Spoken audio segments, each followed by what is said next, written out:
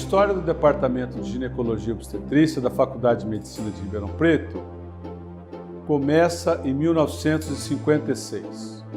O primeiro chefe do departamento foi o professor Domingos Andreucci, que veio da Faculdade de Medicina da USP de São Paulo a convite do professor Seferino Vaz, então diretor da nossa faculdade. O professor Andreucci foi chefe de departamento até o ano de 1958, tendo sido substituído pelo professor Bussam Araneme, também oriundo da Faculdade de Medicina da USP de São Paulo. O professor Neme ficou entre nós apenas alguns meses e em novembro de 1958 foi convidado e veio tomar posse o professor Alberto Raul Martinez, que teve a importante missão de organização do Departamento de Ginecologia e Obstetrícia.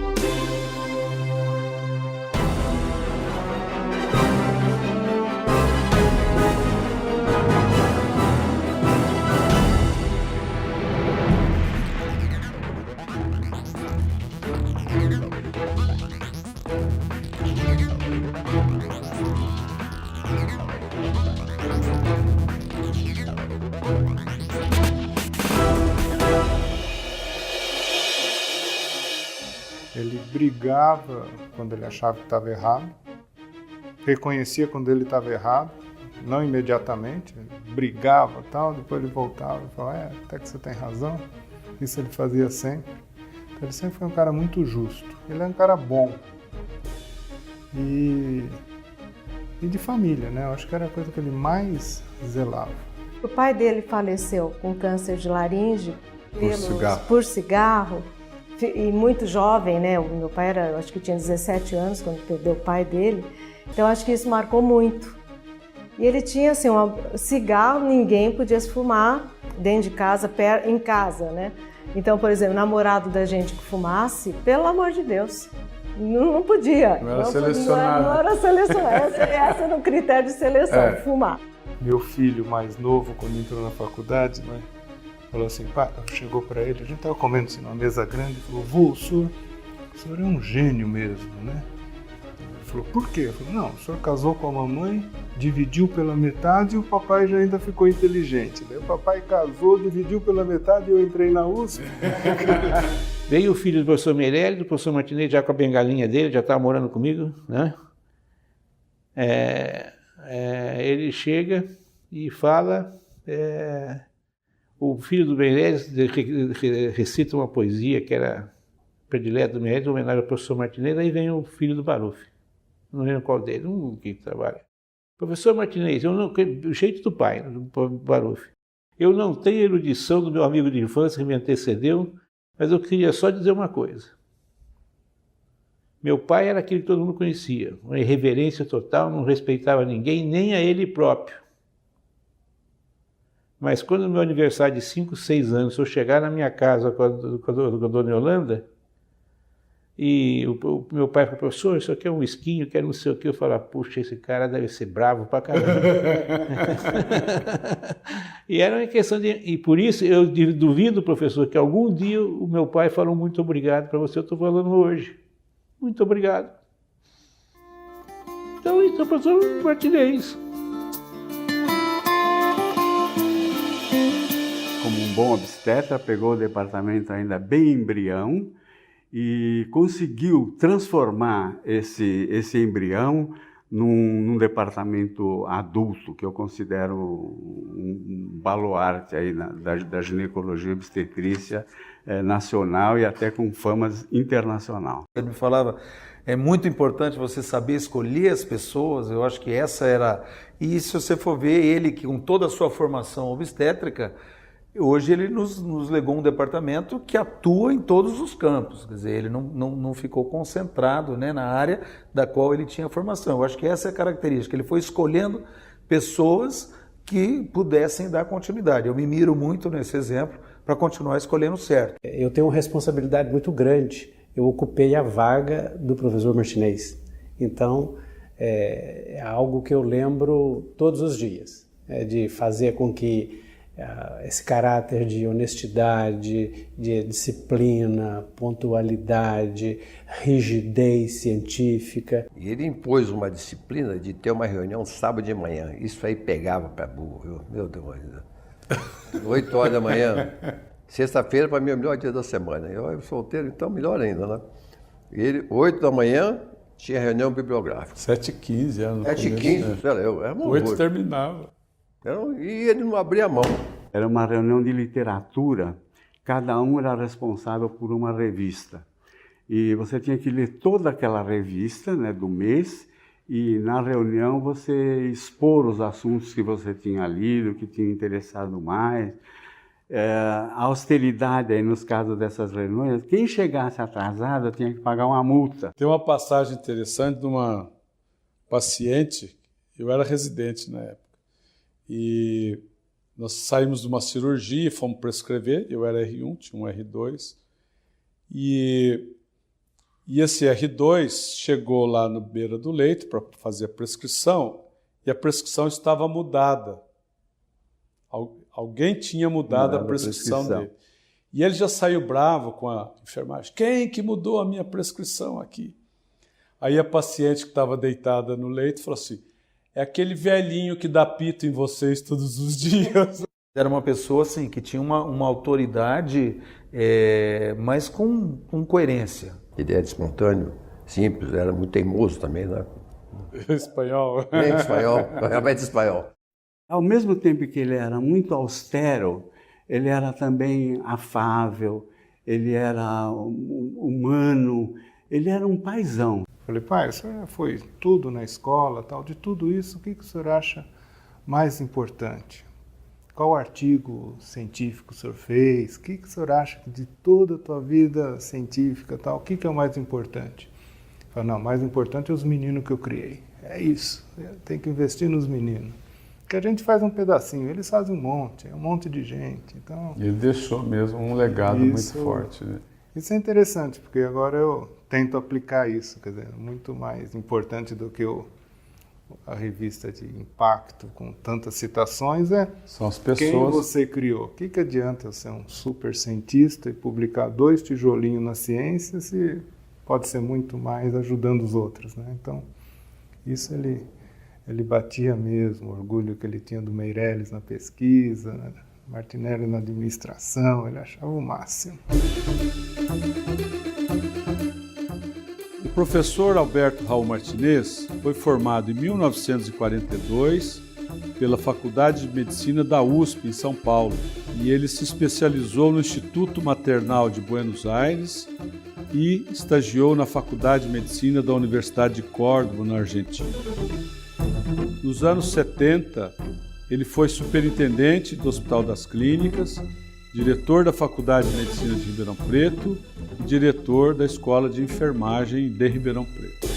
O professor Martinez tinha uma clínica de obstetrícia muito conceituada em São Paulo, uma grande clientela, era professor da Universidade de São Paulo, na Faculdade de Medicina da USP, muito bem sucedido lá, e que deixa todo esse contexto profissional e traz consigo a sua família para vir morar aqui em Ribeirão Preto, no campus da USP, ou seja, sai da maior cidade do país para morar numa fazenda. Quando nós viemos, nós éramos todos pequenos, eu tinha 4 anos, a minha irmã era menorzinha, tinha 2, e esse foi, eu acho que o maior motivo que fez meu pai ter essa vontade de largar tudo que tinha em São Paulo. O que ajudou ele a decidir vir foi da minha irmã menor, que ele chegava em casa em São Paulo, aquela vida de São Paulo maluca, e que no fim de semana ela não quis ir no colo dele.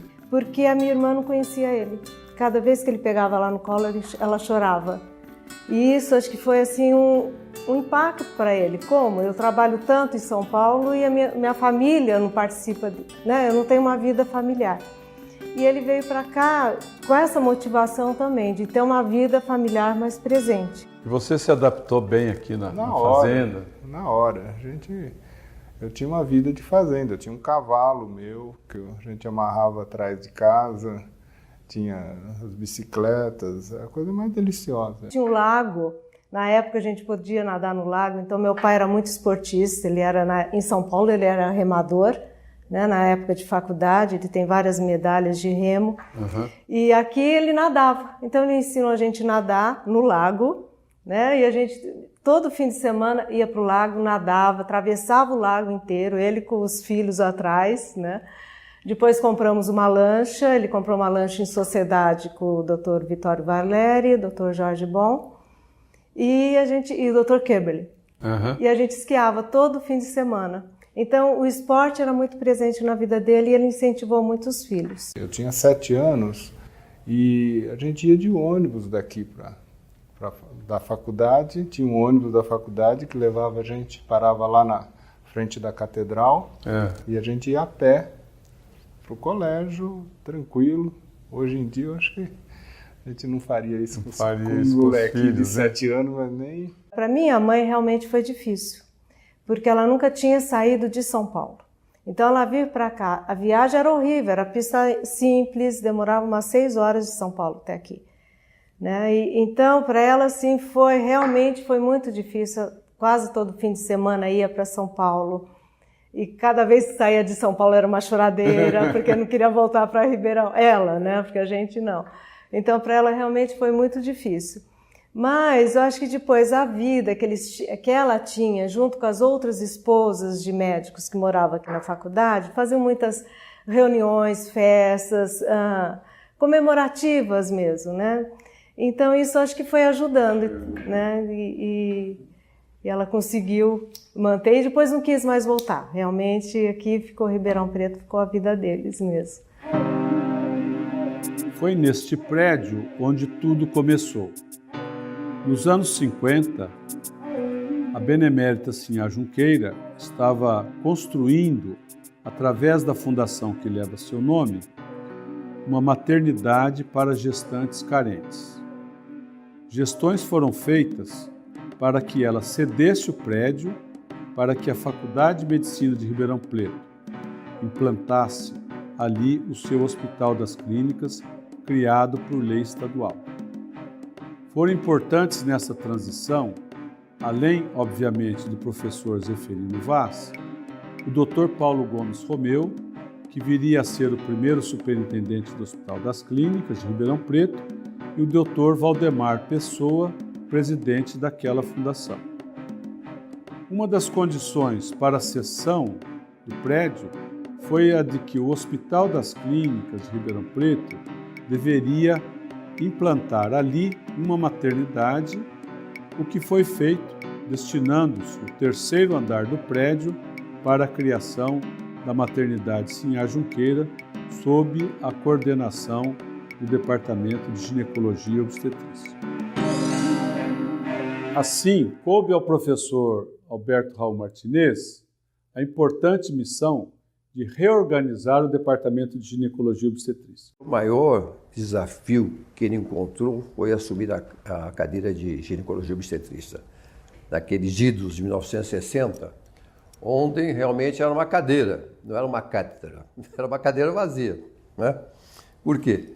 Porque é um desafio para ele. E o Martinez se enquadrou bem, eu acho, nesse ambiente bucólico, porque ele era em São Paulo ele era um obstetra, né? De preferência, a especialidade dele era obstetra, obstetrícia, era um grande obstetra em São Paulo. Ele lá deixou uma clínica muito bem formada em São Paulo, né, para vir para Ribeirão Preto num regime de tempo integral, que não fazia clínica particular. E lá a formação do mestre era mais de obstetrícia, porque lá as cadeiras são separadas, obstetrícia e ginecologia. E aqui ele encontrou mais esse desafio de somar as duas cadeiras, obstetrícia e ginecologia. E com obstetra foi sensacional. Ele foi um obstetra de grande capacidade técnica. Fazia qualquer intervenção obstétrica com muita tranquilidade. Um homem sério, honesto, de formação ética espetacular. firme nas suas decisões. Ele tirou de letra esse desafio, porque ele era muito estudioso, haja visto que toda quinta-feira à tarde o Martinez estava na biblioteca estudando, né? E ele lia até alemão, não falava, mas lia. Um segundo ponto importante, o professor Martinez teria a missão de criar um ambiente mais propício à pesquisa na área de ginecologia e obstetrícia. Ou seja, criar uma nova cultura interna dentro do departamento, privilegiando então os aspectos da produção do conhecimento, que seria mais ou menos de acordo com o norte dado à Faculdade de Medicina pelo diretor Zeferino Vaz. Pesquisar, que ele nunca tinha pesquisado, até que me lembro muito bem que ele não sabia nem pipetar, né? Ele não era pesquisador, ele era um clínico. Um clínico que veio trabalhar em pesquisa. Então houve uma mudança que para ele também foi muito difícil, né? Para ele poder entrar em pesquisa, ele se interessava, estudava, fazia, porque ele vinha com toda a informação obstétrica do professor Briquet. Então ele se pôs a pesquisar, era o doutor professor bradicinina, quer dizer, ele pesquisava, se não me engano, na época, bradicinina em obstetrícia, em contração uterina, né? E ele fez a tese dele, foi aqui em Ribeirão, se não me engano, né? Foi, na bioquímica. A bioquímica, Doutor né? Ivan, professor Diniz, na época, que ajudaram ele. Ajudaram ele, e ele foi obrigado para o laboratório, né? Desajeitado como ele era, canhoto, e desenvolveu e defendeu aqui a cátedra, né? Foi. Posteriormente. Fez a tese de catedrático dele na básica. Ele viu que nós precisávamos, como departamento, a parte de obstetrícia, de que precisávamos evoluir. E evoluiu com o Dr. Negreiro, o professor Nelson Augusto, fazendo as primeiras medidas de pressão intrauterina, colocando os catéteres dentro da cavidade uterina, o professor Nelson Augusto estudando o reflexo uterino, mamilar, colocando as crianças para mamarem e medindo a atividade uterina, né? E até na indução do trabalho de parto.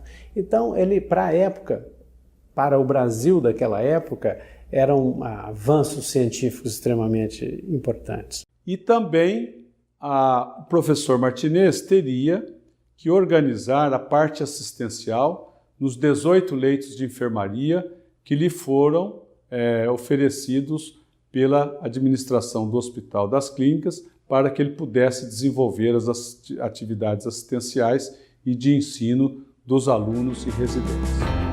O professor Martinez inicialmente teve a colaboração dos primeiros auxiliares docentes, então denominados instrutores de ensino. Eram os professores José de Carvalho Guimarães e Roberto Luiz Nogueira.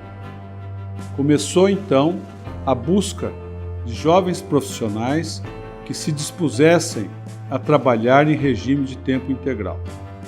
2 novos docentes se integraram à equipe: professor Dr. Emil Riscala e Nelson Augusto, ambos formados na primeira turma da Faculdade de Medicina de Ribeirão Preto. Eu me formei aqui no começo de 58, que foi a colação de grau, e o nosso saudoso Zé Guimarães, que era um dos primeiros assistentes aqui, conversou com o professor Martinez lá em São Paulo e me arrumou, porque aqui não havia residência, não havia estágio oficial. Eu conhecia muito o José Guimarães, né? E aí eu falei para o Guimarães que eu tinha interesse em... E aí o Martinez falou, manda ele vir conversar comigo. Aí eu fui conversar com ele e ele me perguntou se eu tinha vocação para ser de universidade e tal, para preciso experimentar.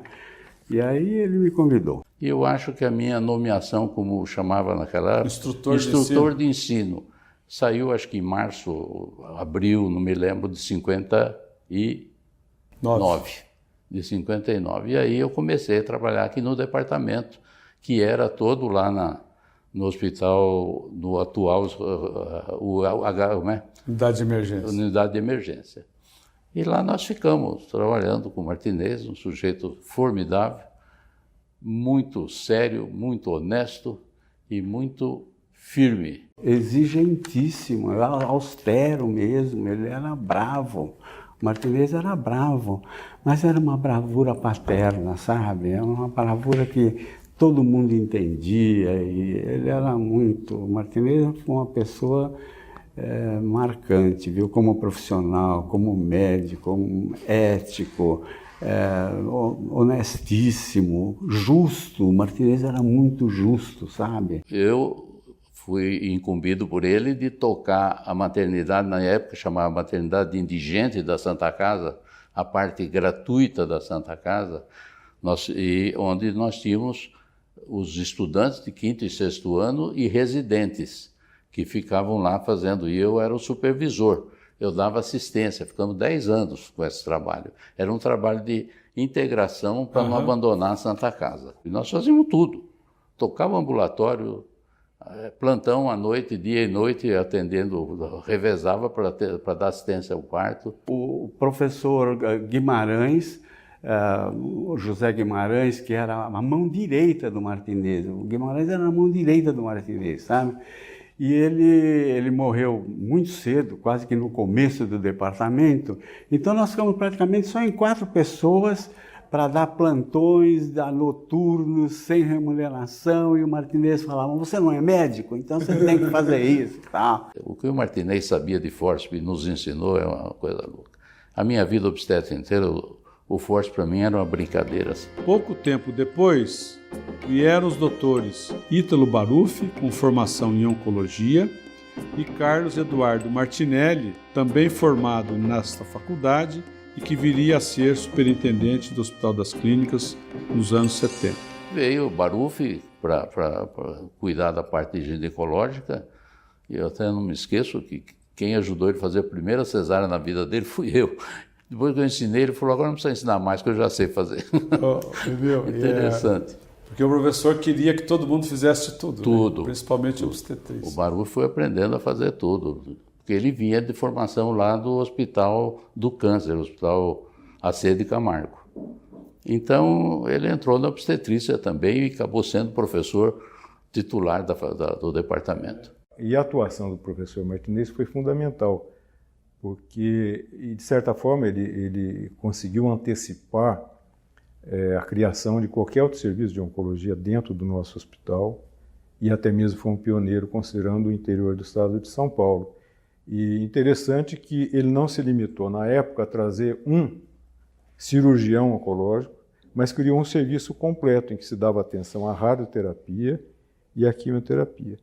Isso numa época que o tratamento de câncer era empírico, né, e não existia nenhum parâmetro de prognóstico, né?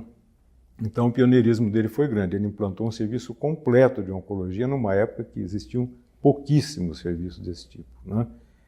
E é interessante que a própria radioterapia ficou sob a regência do departamento por cerca de 20 anos. A radioterapia do HC como um todo, né? Como um todo, era feito pela ginecologia, os funcionários eram da ginecologia, os médicos também. E claro, sem essa base muito bem montada, dificilmente a gente teria chegado onde nós chegamos atualmente, tanto em termos quantitativos quanto qualitativos. Gostaria muito de ser cirurgião, sabe? Eu até gostaria de ir lá para o departamento de cirurgia. Acontece que eu precisava me casar, estava apressado de ir para casa, então falei, bom, mas ginecologia tem cirurgia, né? É uma cadeira cirúrgica. Mas aí então eu queria sair um pouquinho da área pélvica e comecei a mexer com mama. Aí veio o professor Baruffi, que também já tinha uma experiência em cirurgia de mama, porque ele fez a residência no AC Camargo, que era também uma pessoa que você conheceu, maravilhosa no sentido como profissional, era um exemplo para a gente e tal. E o professor Baruffi também foi um pioneiro apoiado pelo professor Martinez em termos de pesquisa em oncologia, né? O professor Baruffi, ele se notabilizou primeiro por trabalhar intimamente com a patologia, né? É uma área muito interessante essa interface com a patologia, mas ele foi além, ele trabalhou com metabolismo de neoplasias, que estranhamente voltou à baila hoje, metabolismo anaeróbico de tumores, hoje em dia é um foco importante de pesquisa, que ela parece ser uma das terapias-alvos possíveis, né? Então, o professor Baruffi, apoiado pelo professor Martinez, introduziu a cirurgia ginecológica, a cirurgia oncológica aqui dentro do hospital, e introduziu a pesquisa em oncologia. Claro, tudo isso mudou, a pesquisa hoje tem outros focos, mas, de qualquer forma, tudo que a gente faz hoje, de alguma forma, tem um vínculo com o que foi criado já há 50 anos atrás. Em 1960, o departamento criou o programa de residência médica, sendo os primeiros residentes os doutores Arnaldo Zanardi e Sérgio Bighetti, que também fizeram parte do corpo docente, sendo que o professor Bighetti foi importante como docente que implementou o serviço de radioterapia do Hospital das Clínicas de Ribeirão Preto. Ele traçou meu destino. Mas tem insistido para ser obstetra. Eu cheguei no dia 31 de dezembro para fazer plantão, uma paciente 6 da manhã, após uma festa, obviamente, né? Eu estava mais ou menos alegre. De táxi, uma senhora chegou de táxi, buzinando na porta do hospital para dar a luz, deu a luz no táxi, e eu que fiz o parto. Depois daquela, eu falei, ó, não dá mais, meu filho.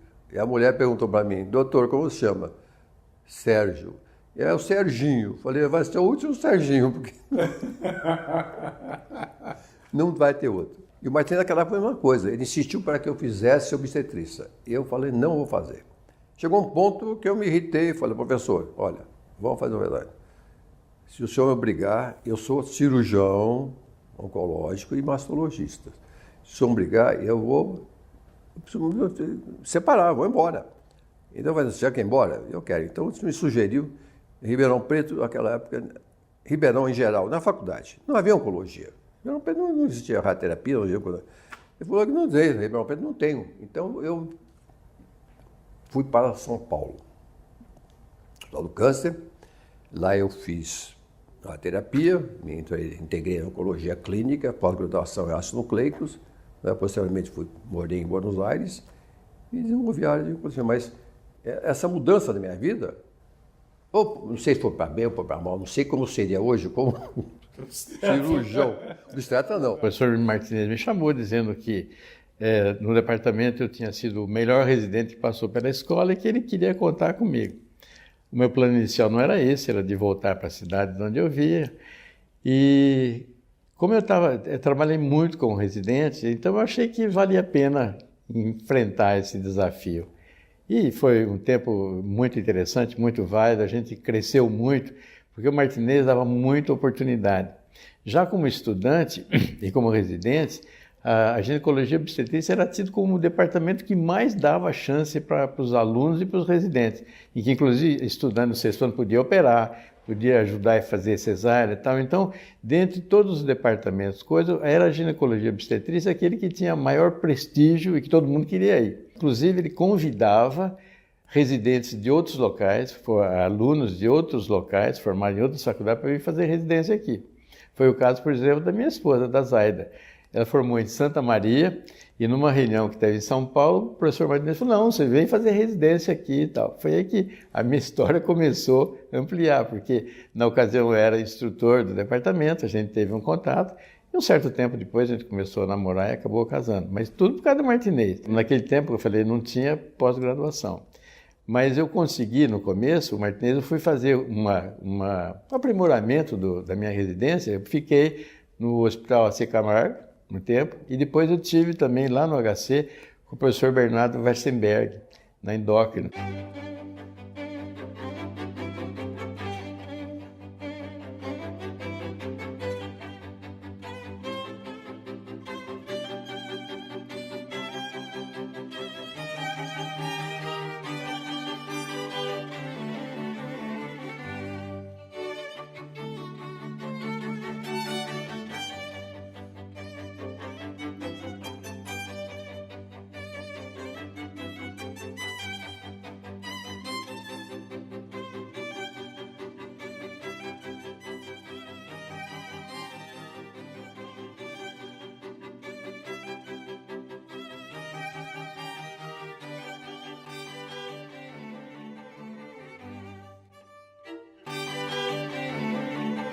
E depois, como que ele te apoiou nas suas iniciativas para desenvolver a área de infertilidade dentro do departamento? Naquela época a gente chamava de esterilidade conjugal. Ele me apoiou, sim, entendeu? Porque tinha o professor Zanardi, ele estava sozinho na infertilidade.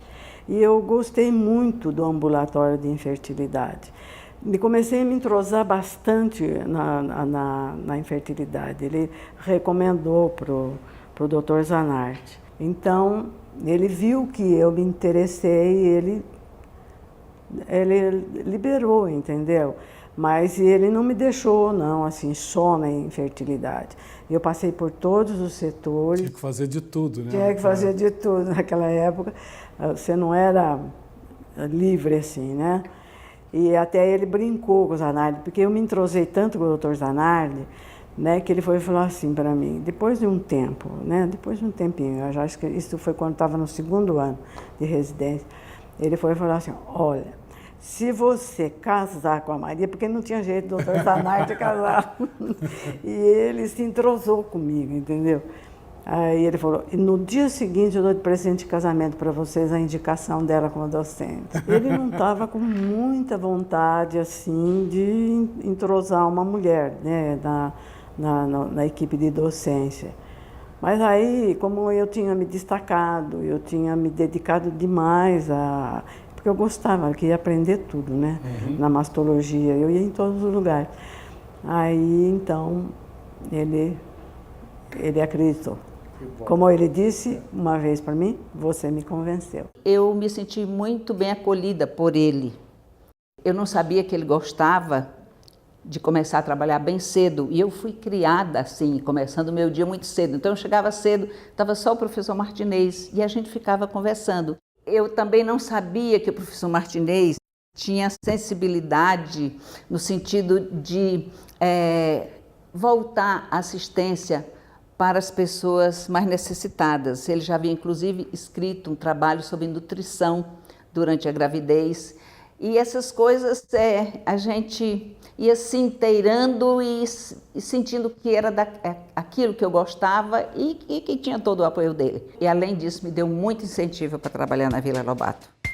Em 1973, foram incorporados ao corpo docente do Departamento de Ginecologia e Obstetrícia os professores Marcos Felipe Silva de Sá e Francisco Mauad Filho, recém-egressos da residência médica e ainda matriculados no curso de pós-graduação em tocoginecologia, recém-implantado na Faculdade de Medicina de Ribeirão Preto. O professor Marcos Felipe se integrou ao setor de ginecologia endócrina, hoje incorporado ao setor de reprodução humana, e o professor Francisco Mauad Filho foi integrado ao setor de obstetrícia, onde participou ativamente do grupo de estudos sobre fisiologia obstétrica e medicina fetal. Eu acho que eu devo toda a minha formação ao professor Martinez. Eu não pensava em nenhum momento em fazer ginecologia e obstetrícia. A minha intenção era ser cirurgião. Mas foi no 5º ano, no 4º ano, quando eu tive o contato com a obstetrícia, e a obstetrícia permite você ter uma relação muito forte com o paciente, e tendo na presença sempre, nas visitas, dentro do centro obstétrico, uma pessoa com uma segurança enorme como o professor Martinez, isso me marcou muito. Mas o grande impulso para o Departamento de Ginecologia e Obstetrícia da nossa faculdade veio com a implantação do programa de pós-graduação estrito sensu em 1970. O departamento foi pioneiro na área de ginecologia e obstetrícia em todo o país, com a implantação de programas em nível de mestrado e doutorado. E a partir desse momento, o departamento passou então a ser um grande celeiro de professores, pesquisadores, docentes, com profissionais espalhados por todo o Brasil. E um ponto importante é que o departamento, a partir da implantação do seu programa de pós-graduação, passou a formar o seu próprio corpo docente e de pesquisadores que foram cada vez mais se especializando nas diferentes áreas do conhecimento de ginecologia e obstetrícia. Quando saiu o resultado daqui e eu passei, eu não tive dúvidas de deixar São Paulo na USP de São Paulo para vir fazer a residência aqui, principalmente pela formação, mas principalmente pela pós-graduação, que na época era uma pontuação, era nota A da CAPES. Em relação à pós-graduação, que hoje não há como desvincular a pós-graduação da pesquisa, né, da produção científica, eu tenho a impressão que aquilo que ele sinalizou lá atrás, de ele mesmo, pessoalmente, buscar as alternativas, as alianças, as parcerias, isso hoje é bastante impregnado. Nós sabemos, poucos de nós temos laboratórios, mas somos o grupo que mais trabalha em parceria aqui dentro da faculdade, porque nós utilizamos e temos parcerias com quem tem os laboratórios. Esta é uma tendência mundial e que levou o departamento, nos dias de hoje, a consolidar 5 grandes áreas do conhecimento dentro da ginecologia obstetrícia. O setor de reprodução humana, o setor de gestação de alto risco, o setor de oncologia e mastologia, o setor de atenção primária e o setor de cirurgia e uroginecologia. Que cada um desses setores hoje no departamento conta com um grupo de docentes que tem a missão de ensinar, formar novos alunos, profissionais, alunos de orientação de alunos de pós-graduação e produzir conhecimento, cada um nas suas respectivas áreas do conhecimento. Esses setores de subespecialidades exercem suas atividades de ensino, pesquisa e assistência nos seguintes locais. Em nível ambulatorial, no Centro Médico e Comunitário de Vila Lobato, para a atenção primária à saúde da mulher, no Centro de Saúde Escola, no Sumarezinho, e a nível de assistência ambulatorial e hospitalar, na Mater, que é o Centro de Referência Estadual Saúde da Mulher, e no Hospital das Clínicas Campos e Unidade de Emergência. Aquilo que o professor Martinez dizia e professava inicialmente, de que todo aluno tinha que sair sabendo o básico da obstetrícia, ele hoje sai com o básico da obstetrícia. É onde ele tem uma interface, nós temos... criou-se duas unidades de atendimento, nós temos a Mater, que faz obstetrícia de baixo risco, e aqui obstetrícia de alto risco. Agora nós estamos na nossa ala assistencial do 8º andar, aqui é onde ocorrem as internações das nossas pacientes. Essa enfermaria ela é dividida em 2 alas. A ala B tem 26 leitos, é onde nós internamos as pacientes que vão ser submetidas a algum procedimento cirúrgico ginecológico, e é onde também internamos as nossas pacientes com doenças oncológicas, que internam para tratamento cirúrgico ou para tratamento quimioterápico. A segunda parte da enfermaria é formada pela ala A.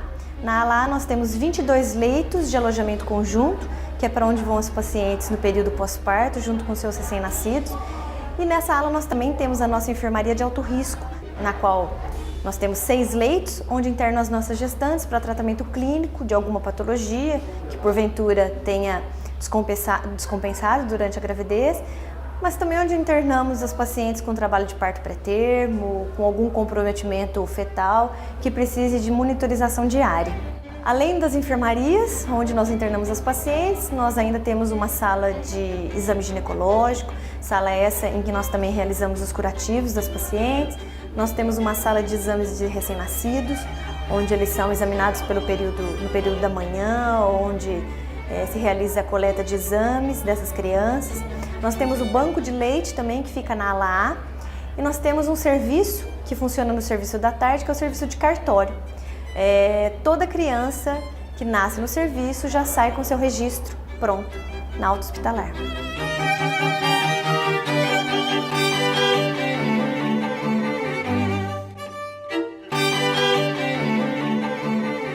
Nós estamos no Centro Obstétrico do Hospital das Clínicas da Faculdade de Medicina de Ribeirão Preto, da Universidade de São Paulo.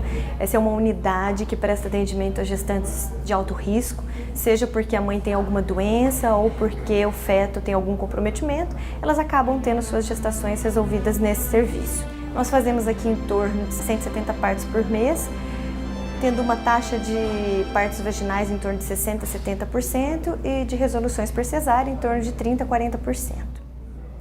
Normalmente nós temos uma equipe atuando nessa unidade, formada por acadêmicos do 6º ano do curso médico, residentes do 1º, 2º e 3º ano, e os residentes da especialidade, residentes da medicina fetal.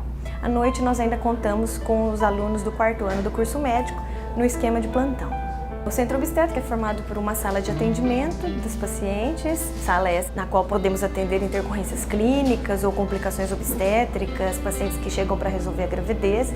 Ao lado dessa sala de atendimento, a gente tem uma sala de observação, onde ficam pacientes para fazer controle de alguma patologia ou para realizar algum exame ultrassonográfico, exame de cardiotocografia do seu feto. Então, ao lado da sala de admissão. Na sequência, nós temos o pré-parto, no qual nós temos 6 leitos. Tá? As pacientes internam nesse pré-parto para fazer a indução do trabalho de parto, para conduzir o seu trabalho de parto espontâneo ou para controle clínico de alguma doença, de alguma patologia materna descompensada. Temos 2 salas de parto, onde fazemos os partos vaginais. As cesáreas são resolvidas no centro cirúrgico, porque esse ambiente, o centro obstétrico, ele não é uma área restrita, então as resoluções por cesárea devem ser realizadas no centro cirúrgico.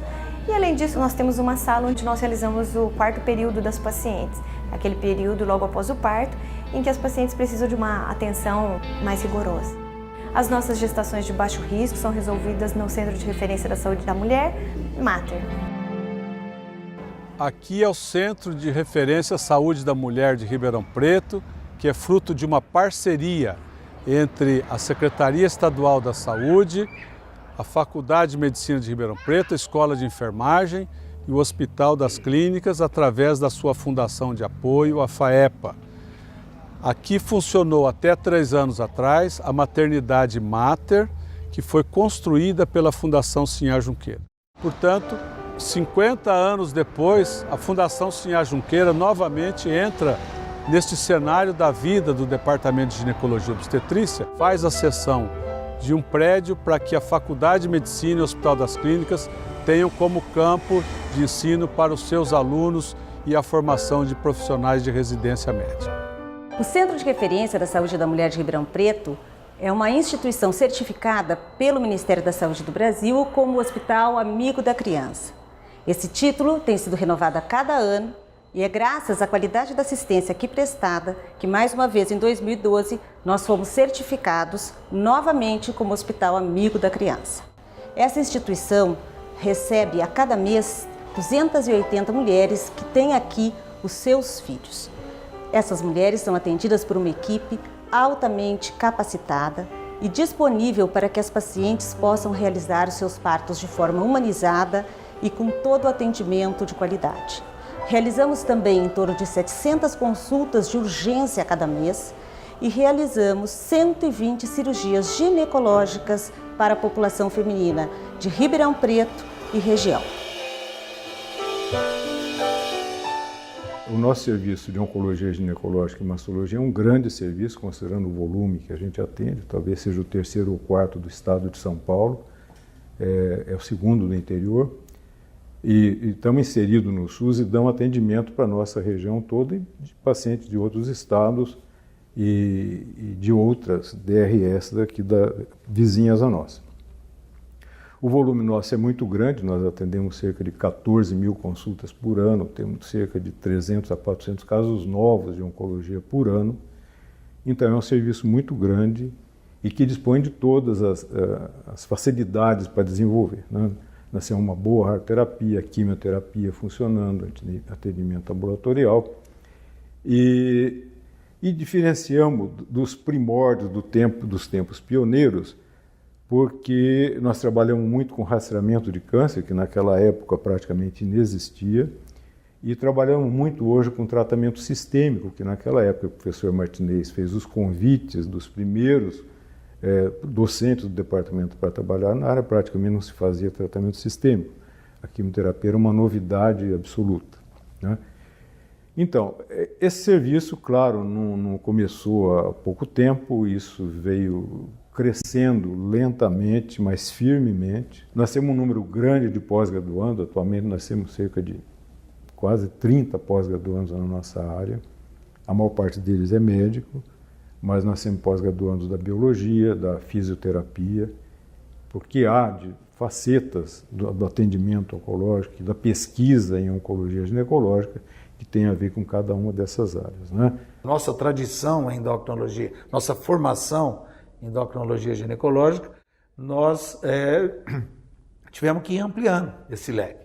Então fomos encampando, quer dizer, nos especializando com setores específicos de infanto-puberal, a sexologia, que é hoje extremamente importante para a formação do residente, a anticoncepção, com uma produção muito grande, e a infertilidade, especificamente na infertilidade, um grande avanço que houve, a reprodução assistida. Nesse serviço de reprodução assistida, que funciona desde o ano de 1992, onde o nosso primeiro nenê nascido, né, com essas técnicas, foi de 1993, então funciona desde então, o primeiro serviço público do Brasil a oferecer esse serviço.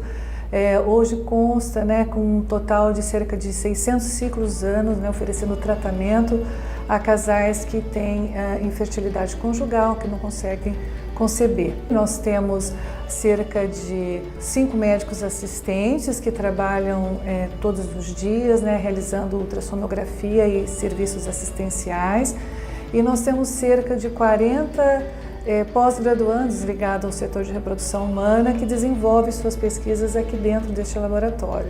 E aqui nós temos também o serviço de ultrassonografia, que faz ultrassonografia bidimensional e tridimensional, tanto para o serviço de reprodução assistida como para pacientes da ginecologia e da obstetrícia do nosso departamento, e temos um laboratório de dosagens hormonais que, além de realizar dosagens hormonais do serviço, também faz a dosagem de todo o Hospital das Clínicas. O serviço de reprodução assistida ele consta de vários laboratórios aqui dentro, um laboratório só de andrologia, onde faz toda a manipulação de sêmen, onde é feito espermogramas para o hospital e preparo de sêmen para os procedimentos de reprodução humana. Nós temos o laboratório de fertilização in vitro, temos onde é feita a manipulação de gametas e de embriões. Nesse serviço faz-se não somente a inseminação intrauterina, que é uma técnica mais simples, mas também a fertilização in vitro, faz-se congelamento de embriões sobressalente, transferência desses, faz-se congelamento de ossos para preservação de fertilidade, principalmente para pacientes portadoras de câncer, faz-se congelamento de sêmen, né, para os pacientes e também portadores de câncer, no caso os homens que precisam guardar o seu sêmen para o futuro. Temos uma sala específica que acolhe esses contêineres com embriões e gametas, tanto ovos quanto espermatozoides. Temos também aqui dentro um laboratório de cultivo celular, onde se desenvolve muita pesquisa de cultivo celular. Temos um laboratório pequeno de biologia molecular, onde a gente faz apenas a manipulação inicial do material. Depois nós temos um outro laboratório de pesquisa localizado aqui dentro do campus, além do laboratório de dosagens hormonais. A sede do Departamento de Ginecologia e Obstetrícia atualmente é este andar do Hospital das Clínicas, é o 8º andar de um dos prédios do Hospital das Clínicas, e em relação ao que o departamento tinha como área administrativa na unidade de emergência até a década de 80, houve uma ampliação bastante relevante. Nós temos aqui quase 400 metros quadrados de área, composta de uma secretaria, 2 áreas de apoio, uma de secretaria e outra de informática, 2 salas de aula, sendo um anfiteatro, e os demais equipamentos como sala de docente e sala de vivência de pós-graduandos e residentes. Atualmente o departamento tem 22 docentes e ajudam na assistência aos pacientes 30 médicos assistentes. Temos 42 residentes nos 3 anos de residência de ginecologia e obstetrícia e 5 residentes num outro programa que é o de mastologia e oncologia ginecológica, além de 96 pós-graduandos e 7 funcionários administrativos neste andar. Uma história que eu lembro que eu era pequeno, assim, não estava na escola como docente, mas que a gente acompanhou foi a história desse hospital aqui, com a história do Dilson Funaro, que estavam fazendo os hospitais em São Paulo e ele recebeu a notícia que Ribeirão tinha sido tirado do pacote de hospitais. E o secretário de planejamento, acho que de São Paulo, era o Dilson Funaro, que era primo da minha mãe e que o papai tinha feito o parto de todos os filhos dele. Funaro foi ministro da Fazenda depois. E daí ele tentou, como diretor da Faculdade de Medicina, ir lá conversar com ele e não foi recebido como diretor, mas tentou agendar, não deu. Daí ele ficou em São Paulo e à noite ligou para a casa dele, como o Alberto, não como o diretor. Daí ele foi recebido na casa dele e daí mostrou a importância do HC para Ribeirão. E daí ele voltou a pôr o HC de Ribeirão e, se eu não me engano, tirou da Unicamp. Foi uma troca aí. Então isso ele contava todo orgulhoso que ninguém sabia, mas se ele não tivesse ido lá na casa do Dilson, não ia sair esse hospital nunca. É porque essa obra ficou aí durante muitos anos. Muitos anos. Pendente. E foi na gestão dele que elas foram retomadas, né, as obras. Então, essa história ele contava assim, todo orgulhoso que recebeu ele, não recebeu, né, foi um negócio meio pessoal. Ao longo dos seus 56 anos, o departamento vem se constituindo numa referência nacional para a ginecologia obstetrícia nos seus aspectos assistenciais, a formação de profissionais e na geração de conhecimento. E nos últimos anos tem, inclusive, despontado no cenário internacional. Para os próximos anos, pretende-se aprimorar essas atividades através de melhorias da sua infraestrutura, com a criação da nova maternidade junto ao HC Criança, de um novo centro de reprodução humana e das melhorias das instalações para a área de oncologia, para que o departamento possa continuar a ser merecedor das boas avaliações que tem recebido dos seus próprios alunos e dos órgãos oficiais avaliadores.